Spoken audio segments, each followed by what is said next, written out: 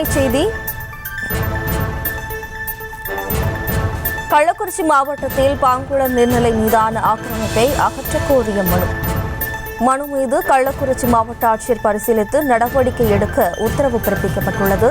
கள்ளக்குறிச்சி மாவட்டத்தில் பாங்குளம் நீர்நிலை மீதான ஆக்கிரமிப்பை அகற்றக் கோரிய மனு தொடர்பாக உத்தரவு பிறப்பிக்கப்பட்டுள்ளது. கூடுதல் விவரங்களோடு நமது செய்தியாளர் மதியழகன் இணைகிறார். வணக்கம் மதியழகன், விவரம்.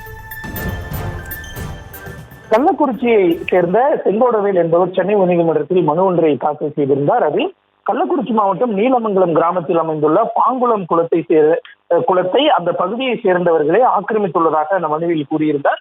அந்த நீர்நிலை ஆக்கிரமித்து அதில் வீடுகள் கட்டியுள்ளதால் கோடை காலங்களில் தண்ணீர் தட்டுப்பாடு காரணமாக பொதுமக்கள் பாதிக்கப்படுவதாகவும் அந்த மனுவில் தெரிவிக்கப்பட்டிருந்தது.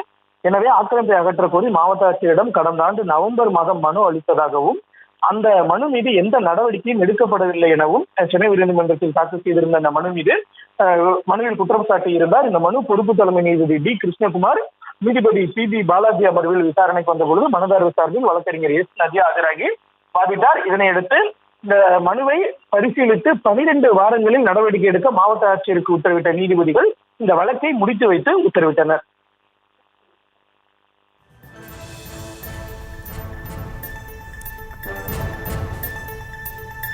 விவரங்களுக்கு நன்றி மதியழகன்.